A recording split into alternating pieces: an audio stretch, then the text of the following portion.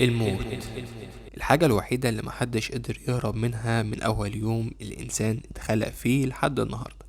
ملوك راحوا، أباطرة راحوا، وأغنى أغنياء العالم كمان راحوا، وأفقر الناس راحوا. لكن رغم إن مليارات البشر ماتوا على مدار التاريخ، إلا إن اللحظة نفسها لسه مليانة أسرار. إيه اللي بيحصل جوه جسم الإنسان قبل ما يموت بلحظات؟ هل القلب فجأة بيقف وخلاص، ولا الجسم يبدأ يعلن الاستسلام عضو ورا التاني؟ وإيه اللي بيحصل للمخ؟ والمخ هو أساس الفيديو بتاعنا النهاردة. هل فعلا الإنسان بيشوف حياته كلها قدامه في ثواني؟ وهل المخ بيحصل فيه حاجات غريبة قبل ما يموت خلال 60 ثانية بس؟ والغريب إن العلماء لما بدأوا يدرسوا اللحظات الأخيرة من حياة الإنسان اكتشفوا حاجات ما كانوش متوقعينها تماما. اكتشفوا إن الجسم بيدخل في سلسلة أحداث معقدة جدا، كل عضو بيحاول يقاوم بطريقته. القلب بيحاول يكمل، والرئة بتحاول تدخل أكسجين أكتر، والمخ بيبدأ معركة أخيرة علشان يفضل شغال. لكن المعركة دي لها نهاية، ومهما حاول الجسم يقاوم، في لحظة معينة يبدأ كل شيء ينهار. الغريب بقى إن بعض الاكتشافات الحديثة بتقول إن القصة مش بتنتهي بالسرعة اللي الناس متخيلينها، وإن توقف القلب نفسه ممكن تكون فيه لسه أحداث بتحصل جوه الجسم. أحداث قصيرة جدا، لكنها كفاية إنها تخلي العلماء لحد النهاردة مختلفين على اللي بيحصل فعلا في آخر لحظات الحياة. علشان كده في الفيديو ده هنسيب الأفلام والأساطير والكلام الفاضي اللي بيتقال من غير دليل، وهنرجع للعلم. هنمشي خطوة بخطوة، ودقيقة بدقيقة، وثانية بثانية، علشان نعرف ايه اللي بيحصل داخل جسم الإنسان في آخر دقيقة قبل الموت. لكن قبل ما نوصل لآخر دقيقة في حياة الإنسان، لازم الأول نفهم حاجة مهمة جدا: ازاي الجسم أصلا بيعرف إن النهاية قربت. صلى على النبي، واشترك في القناة وفعل زر الجرس وادينا لايك للتشجيع، وادعوا لاخواتنا المستضعفين في كل مكان. ومش هنطول عليكم وتخش في الفيديو على طول. ازاي الجسم بيعرف ان النهاية قربت؟ السؤال ده انا متأكد ان هو اصلا ما جاش في بالك، لكن خليني اقولك ان الموت بالنسبة لينا بيبان وكأنه لحظة واحدة، الا ان الحقيقة مختلفة. الموت مش زرار بيتقفل فجأة، الموت عملية ممكن تبدأ قبل النهاية بدقايق، وساعات قبلها بساعات. في اللحظات دي الجسم بيبدأ يلاحظ إن في مشكلة كبيرة بتحصل. ممكن تكون بسبب إصابة خطيرة، ممكن تكون بسبب مرض، وممكن تكون بسبب نزيف. أيا كان السبب، توقف عضو مهم عن أداء وظيفته. أول حاجة بتحصل إن الجسم يبدأ يعمل حاجة اسمها حالة الطوارئ، كأن كل الأجهزة اللي جوه الجسم اتبلغت إن في خطر، فيبدأ الجسم يوفر كل نقطة طاقة موجودة عنده. يعني كل حاجة غير ضرورية بتبدأ تتراجع. يعني مثلا تدفق الدم للأطراف بيقل. علشان كده أحيانا إيدين ورجلين أشخاص بيكونوا أبرد من الطبيعي، كده جسمه دخل في حالة طوارئ. الجسم هنا بيقول أنا محتاج أحافظ على القلب والمخ بأي تمن، كل حاجة تانية ممكن تستنى.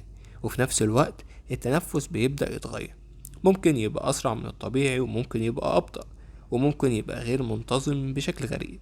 شهيق طويل، وبعد كده فترة صمت، وبعدين شهيق تاني، وكأن الجسم بيحاول يطلع آخر نقطة أكسجين ممكنة.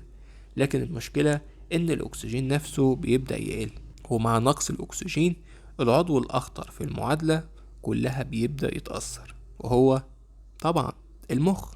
المخ رغم إنه بيمثل جزء صغير من وزن الجسم، إلا إنه بيستهلك كمية ضخمة من الطاقة والأكسجين. وأول ما الإمداد ده بيقل، المخ يبدأ يواجه مشكلة حقيقية. في البداية بيحاول يعوض، يحاول يشتغل بأقل الموارد المتاحة، لكن كل ثانية بتعدي الأمور مش بتبقى تمام، الأمور بتكون أصعب. علشان كده بعض الناس قبل الوفاة بوقت قصير بيكونوا مشوشين، ممكن يتكلموا بطريقة غريبة، ممكن يسرحوا فجأة، ممكن يبقوا بين الوعي واللاوعي. لكن لسه كل اللي فات ده مجرد بداية، لأن الجسم لحد اللحظة دي مازال بيحارب، ومازال بيحاول يعيش، ومازال بيقاوم. لكن بعد شوية المعركة بتدخل مرحلة أخطر بكتير، مرحلة بيبدأ فيها القلب نفسه يفقد السيطرة. ولما القلب يبدأ يخسر المعركة، هنا بتبدأ آخر دقيقة فعلية.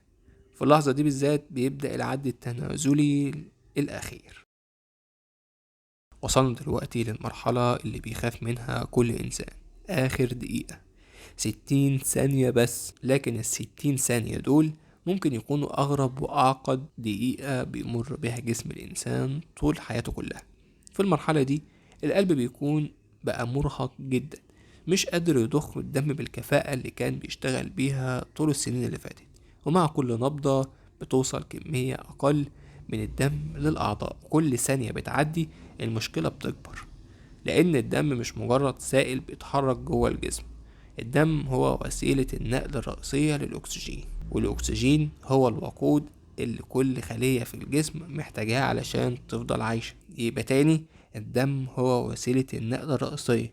اعتبر الدم ده أوبر بينقل الأكسجين من مكان لمكان، أما الأكسجين بقى فهو الأوبر، هو اللي بيتحرك، هو الوقود اللي بيخلي جسم الإنسان، هو اللي بيغذي كل خلية في جسم الإنسان محتاجاها علشان تفضل عايشة. ومع انخفاض وصول الدم الأكسجين اوريدي بيبدأ يقل تدريجيا. أول عضو بيتأثر بشكل واضح هو المخ طبعا، لأن المخ حساس زيادة عن اللزوم، حساس لأي نقص في الأكسجين، حساس لدرجة إن دقايق قليلة من غير أكسجين كفاية إنها تسبب ليه أضرار خطيرة. وعشان كده في اللحظات الأخيرة دي المخ يبدأ يتصرف بطريقة غريبة. بعض الخلايا العصبية بتشتغل بشكل غير منتظم، وبعض المناطق داخل المخ بيزيد نشاطها فجأة. وده اللي خلى بعض العلماء يطرحوا سؤال غريب جدا: هل المخ بيحاول يعمل محاولة أخيرة للبقاء، ولا دي مجرد الفوضى الأخيرة قبل الإغلاق الكامل؟ لحد النهاردة محدش قدر يجاوب الإجابة النهائية، لكن اللي العلماء متأكدين منه إن في حاجة غريبة غير عادية بتحصل فعلا. في بعض الدراسات اللي اتعملت على نشاط الدماغ قرب لحظة الوفاة تم رصد موجات عصبية قوية بشكل مفاجئ، كأن المخ بيطلق آخر شرارة عنده، آخر محاولة وآخر نشاط قبل ما يبدأ كل شيء في الانطفاء. وفي نفس الوقت ده الحواس هي كمان بتبدأ تتغير، الرؤية بتتأثر، العالم اللي حوالين الشخص يبدأ يبهت بالتدريج، التفاصيل تقل والصورة تبقى أضعف، وكأن الجسم يبدأ يقفل الأنوار بس واحدة واحدة. لكن الغريب هنا إن السمع غالبا بيكون من آخر الحواس اللي بتتأثر. عشان كده في أطباء وممرضين كتير بينصحوا أهل المريض إنهم يفضلوا يتكلموا معاه حتى لو هو شكله مش واعي، لأن احتمال إنه يسمع مازال موجود. لكن بينما كل ده بيحصل، في عضو واحد لسه بيحاول يقاوم بكل قوته، ومش المخ لأ، هو القلب. القلب، المضخة اللي اشتغلت ملايين المرات من يوم الولادة، واللي عمرها ما أخدت أجازة ثانية واحدة بس، العضلة اللي فضلت شغالة لسنين طويلة بدأت دلوقتي توصل لآخر حدودها. كل نبضة أصبحت أضعف من اللي قبلها، كل محاولة أصبحت أصعب من اللي قبلها، وكل ثانية بتقرب من لحظة حاسمة، لحظة لو حصلت هيتغير كل شيء، لحظة توقف آخر نبضة قلب. لكن المفاجأة إن اللحظة دي نفسها مش نهاية القصة، بل هي بداية أغرب جزء فيها. هي مش بتكون نبضة مختلفة عن اللي قبلها، ولا بيحصل صوت إنذار أو علامة واضحة، هي مجرد نبضة أضعف من كل اللي قبلها، وبعدها مباشرة الصمت بيعم والقلب بيقف. المضخة اللي كانت بتشتغل بدون توقف من أول لحظة حياة بتفقد قدرتها على الاستمرار، يعني تقدر تقول كده مدة صلاحيتها انتهت. وفي نفس اللحظة دي الدم بيتوقف انه يتحرك بالشكل الطبيعي، وبما ان الدم هو مصدر الاكسجين الاساسي، المخ يبدأ يدخل في مرحلة حرجة جدا. خلال الثواني قليلة الاكسجين بيبدأ يختفي تقريبا من خلايا المخ، وهنا بيحصل التحول الاخطر. المخ اللي كان بيحاول يقاوم آخر لحظة يبدأ يدخل في حالة فوضى عصبية غريبة جدا. الإشارات الكهربائية اللي جواه بتبقى غير منتظمة، بعض المناطق بتزيد نشاطها بشكل مفاجئ وغريب، وبعضها بيبدأ يطفي تدريجيا. وده اللي خلى بعض الدراسات تشير إلى احتمالية إن في اندفاع أخير للنشاط بيحصل من المخ بعد توقف القلب مباشرة. لكن المهم هنا إن ده مش معناه إن المخ شغال بشكل طبيعي قبل الانطفاء الكامل، وفي نفس الوقت الجسم كله بيبدأ يدخل في حالة اسمها الموت الإكلينيكي. يعني إيه الموت الإكلينيكي؟ يعني الوظائف الحيوية اتوقف، لكن الخلايا نفسها لسه ما ماتتش كلها فورا، وده بيخلي بعض الحالات النادرة جدا، وبأكد النادرة جدا، لو التدخل الطبي حصل بسرعة ممكن يتم إنعاش القلب وإرجاع الدورة الدموية. لكن لو ما حصلش تدخل، كل ثانية بتعدي الخلايا العصبية في المخ بتبدأ تموت بشكل تدريجي، وبعد دقايق قليلة بيبدأ فقدان الوعي قبل للعكس. هنا بيكون الجسم فعليا دخل في النهاية البيولوجية. لكن السؤال اللي لسه بيعمل جدل لحد النهاردة هو إيه اللي بيبدأ هنا بالذات؟